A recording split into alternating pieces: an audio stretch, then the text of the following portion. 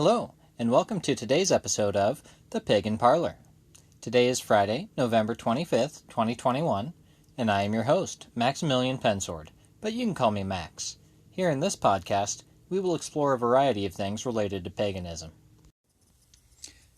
At this point, I would like to give a notice and reminder that paganism is a broad term that envelops many different pantheons and belief systems, and as such, this podcast will be focused on paganism as a whole and not on any specific branch of it. Each episode contains a short lesson on a stone or metal, a story, myth, or legend, and the segment I like to call Keeping Up with the Christians, which you will hopefully find amusing as well as informative on what the Christians are up to lately. Now, since we are all busy people, we'll jump straight in with a quick ritual.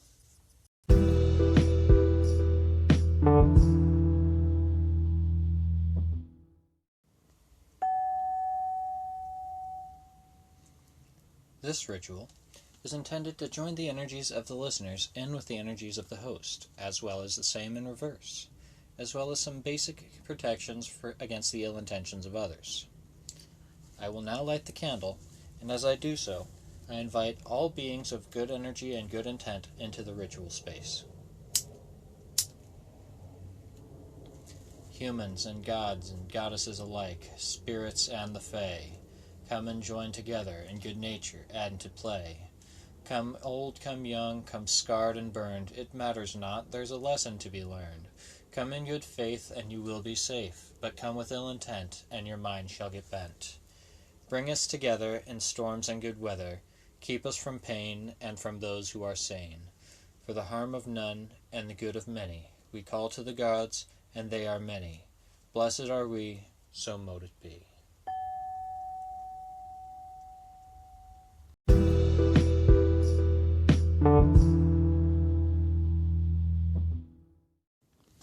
This week, one of our most engaged and interactive listeners by the name of Kip has requested some information on a stone by the name of Obsidian. As such, today our lesson will be focusing on that. This week's lesson uses information that comes from tinyrituals.co and wikipedia.org. Obsidian is a naturally occurring glass, which forms when lava cools off quickly and with minimal crystal growth. This volcanic glass is classified as an igneous rock and is measured at a hardness of 5 to 6 on the hardness scale. Obsidian is often a deep black but can sometimes be a blackish green and has a smooth, glassy texture. Obsidian is a powerful protective stone and will help you defend against negative energies and keep you grounded. This beautiful stone can be found all around the world, from Greece to Iceland to Mexico and more, and when its surface is used to create a mirror, it can be useful for scrying the future, as well as being useful to pierce deception and reveal truth when formed into a point. Obsidian is brittle and fractures easily, having sharp edges, which were used in the past to manufacture tools and weapons. So don't be a dumbass and leave your small children unattended with what is essentially a hunk of glass. If it breaks, they could get cut very badly.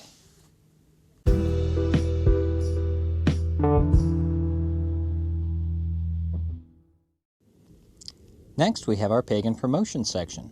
Herein, I will highlight one person of interest, celebrity, or pagan-owned business per week. This week, we are taking a look at Gisele Bündchen, more commonly known as Tom Brady's wife. That's right, this week we are looking at the wife of the 6-time Super Bowl winner Tom Brady, currently playing for the Tampa Bay Buccaneers. According to information on Wikipedia, Gisele Bündchen is a Brazil model and activist. She is the 16th richest woman in the entertainment industry and has been one of the highest paid models in the world since 2001.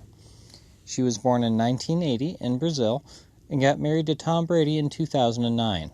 In addition to this, she has been focused on social and environmental causes since the early 2000s and donated $150,000 to fight hunger in Brazil, as well as making various other donations, including percentages of profits from contracts with large companies.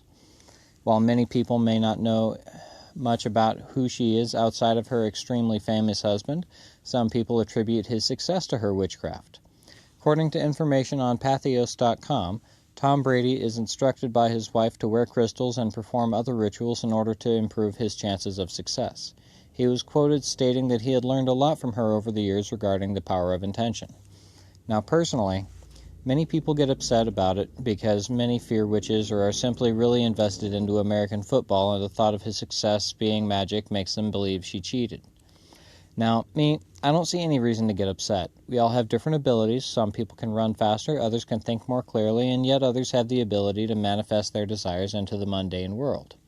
To say a bird cheated in a race for using his wings would be as laughable as a fish cheating for swimming or a jaguar cheating by running. Back to Giselle, though. From everything I can find, she uses a lot of her time and resources to help others and improve the lives of those who have little.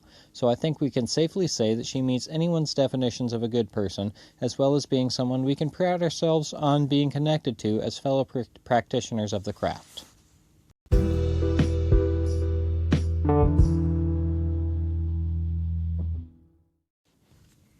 The next section is on stories, myths, and legends. In this portion of the podcast, I will retell a legend, myth, or story related to the gods, magic, or anything else I feel to be paganism related. Information for today's story comes from worldhistory.org. This story is possibly the oldest story in the world. It has to do with the birth of gods and the creation of the universe, as well as the creation of human beings. This is the Enuma Elish, the Babylonian creation story. In the beginning, there was nothing but water, swirling around in undifferentiated chaos. Out of this, the waters divided into sweet and fresh water, which came to be the god Apsu, as well as salty and bitter water, which came to be the goddess Tiamat. Now separated, these two entities had union with one another and gave birth to the younger generation of gods. Unfortunately, these younger gods were loud, and they kept the god Apsu up at night and distracted him from his work during the day. Apsu consulted his vizier named Mummu, who suggested that he kill the younger gods in order to regain his peace. Apsu was frustrated, and so he decided to carry out this plan. Unbeknownst to him, the goddess Tiamat overheard his plans, and so she warned her eldest son, a god by the name of Enki, who then put Apsu to sleep and killed him. As soon as he was done, Enki used the remains of Apsu in order to craft his new home. Tiamat did not intend for Enki to kill Apsu, and became enraged when this happened. She consulted the god Kingu, who then advised her to make war upon her children, the younger gods. Tiamat gives Kingu the tablets of destiny in reward for their advice, which gives him control over the fates, which then he wears proudly as a breastplate. After this, Tiamat, with Kingu as her champion, summons the forces of chaos in order to create 11 horrible monsters with which to destroy her children.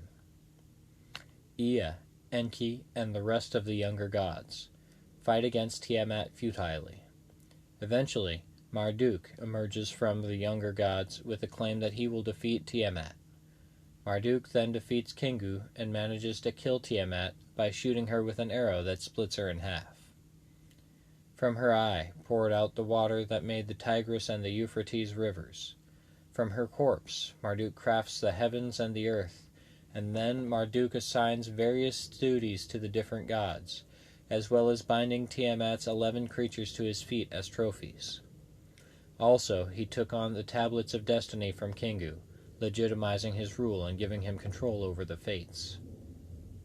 After the gods have finished praising his creation in heaven and earth, he consults with Ea, the god of wisdom, and decides that he will create human beings out of the remains of whichever god instigated Tiamat into war. They decided to blame Kingu, and so he is slain, and with his blood Ea creates Lulu, the first man, to help the gods with their eternal task of maintaining order and keeping chaos at bay. Following this, Marduk organized the netherworld and sent the gods to their assigned stations. A continuation of that story from Sumeria, known as the Eridu Genesis, tells what happens next. After the gods have been given their assigned positions, with each god having a city to oversee, the humans that were created begin to become very populous. With the growth of their population, they become very noisy, and they begin to disturb the sleep of the god Enlil. As a result of this, the god Enlil sends out famine, and then drought, and then plague, in order to decimate the populations of humanity, in order to drop their numbers and make them quiet again. Every time he sent out a disaster, the god Enki would tell the people how to reverse it, and so the humans go on living as they did before, and Enlil sent his disasters upon them.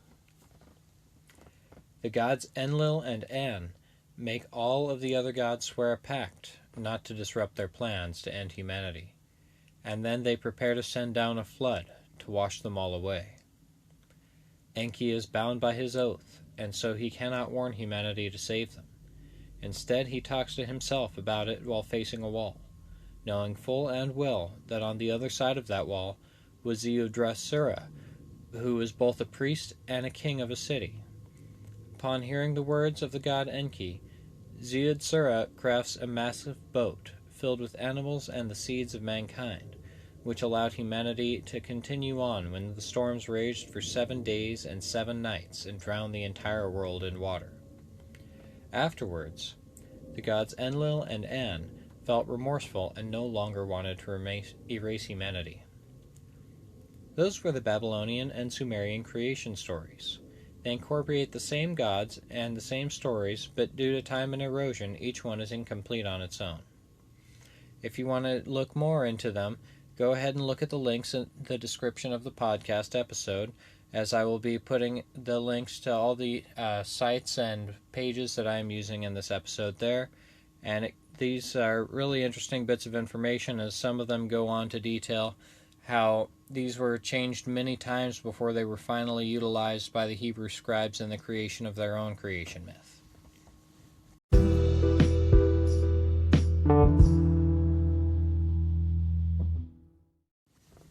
Alright, now let's move on to the next segment, which I like to call Keeping Up with the Christians. In this segment, I take a look at what the Christians are doing lately and dissect it from a non-Christian's point of view. Now, part of this is a report on their goings-on, and part of it's just making fun of them, so I hope you enjoy it. This week, in Keeping Up with the Christians, an article on Politico.com talks about how Christians are upset because Secretary of State Anton Blinken decided to remove Nigeria from a list of countries accused of engaging in or tolerating religious persecution on Christians. The State Department claims that Nigeria no longer meets the criteria to be on the list, and critics are calling it a move to appease political partners in Africa. This is causing many evangelical Christians to worry that Biden, unlike Trump, will not emphasize the plight of overseas Christians. Now, my opinion on all this is that the American government should not be worried about the plight of overseas Christians any more than they would about overseas Muslims or overseas Hindus. The specific focus of any specific religion's plight outside of our borders makes a laughingstock of the secular nature of the United States government. If not focusing on the plight of one specific group angers some people, then I suggest they do something about those people's problems themselves. In other news, the Westboro Baptist Church intends to picket at David Booth, Kansas Memorial Stadium in Kansas University in Lawrence, Kansas.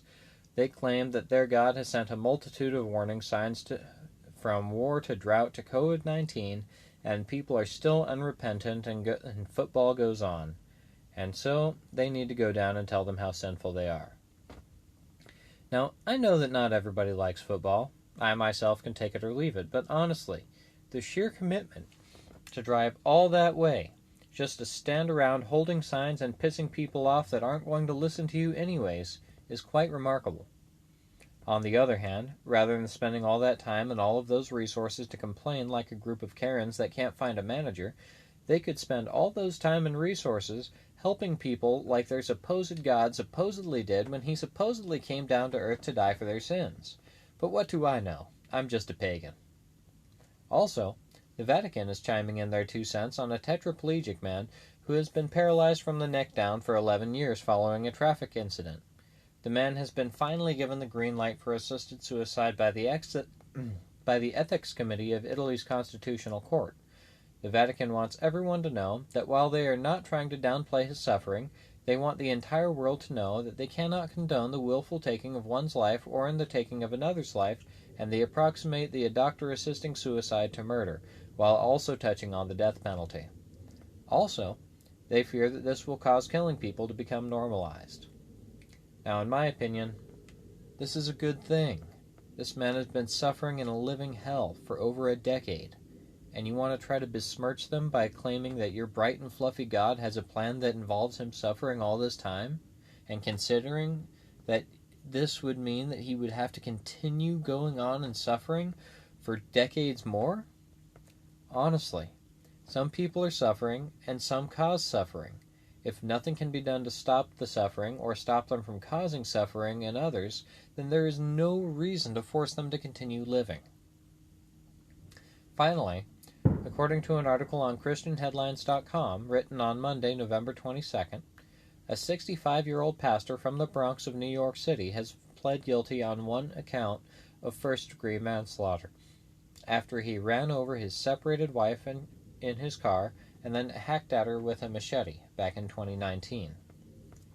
His separated spouse suffered multiple lacerations and then later died at the hospital. Reportedly, after being separated for a little over a month, he attacked his wife in broad daylight right in front of the neighbors as well as their own two grandchildren who were 11 and 9 years old at the time. Now, let me repeat the first bit. He pled guilty to one count of first-degree manslaughter. According to Dictionary.com, manslaughter is defined as the killing of someone without malice. Now I pose to you the question, how does one hit someone with their car, get out, and then strike them several times with a long-bladed weapon without any malice? With no malice at all. In any event, he is supposed to receive 23 years in prison and 5 more years of supervision following release, which he will probably not live to see considering that he would then be 88 years old and prison's not known for being kind. Still, I would have liked to see him convicted for murder and not for manslaughter. Well, that's it for Keeping Up with the Christians for today. Tune in next week to find out the latest Christian drama.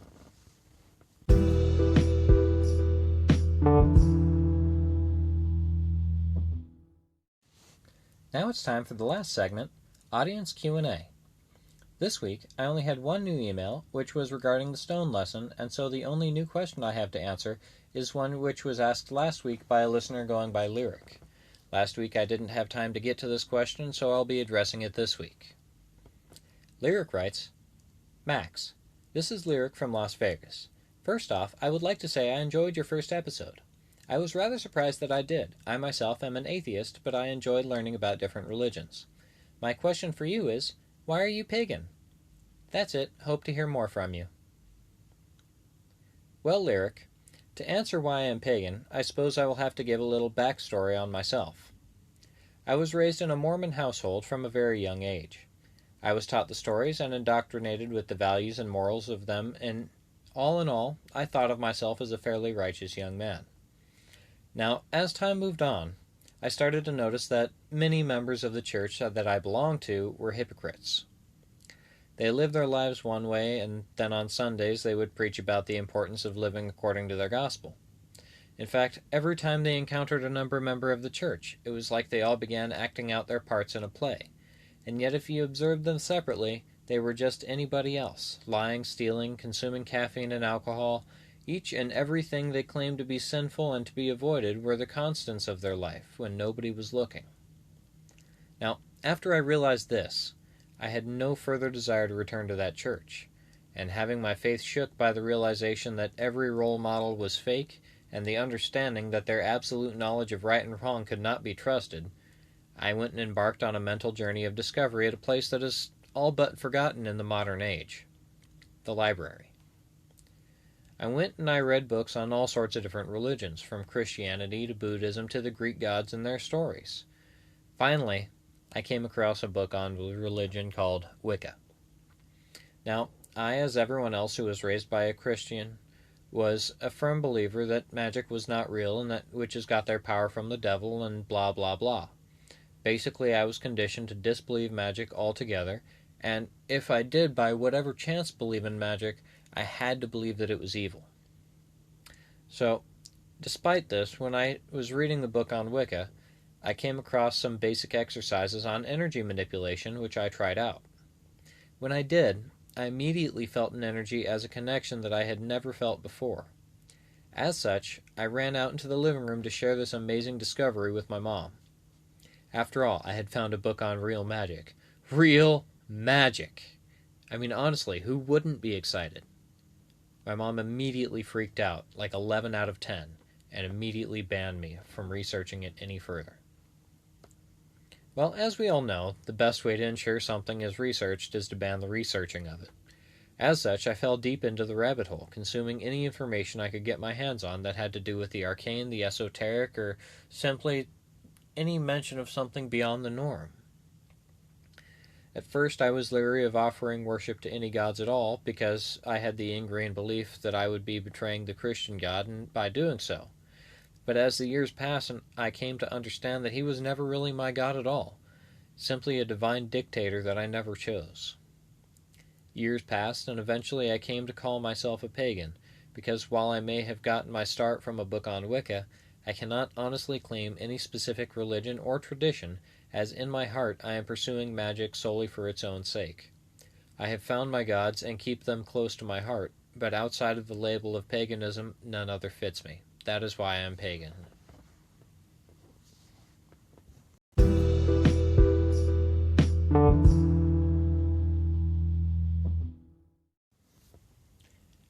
To anyone who wants to chime in, if you want to ask questions, leave a comment or suggestion or content suggestions, or even just send me a death threat because you're a butthurt Christian and you can't stand to hear me talking smack about your religion, please feel free to send them to me at paganparlor1313@gmail.com. That's all I have for today. Thank you for tuning into the Pagan Parlor. Again, any questions, comments, suggestions, or death threats can be sent to paganparlor1313@gmail.com. The whole of the law shall be do as thou wilt, but harm none.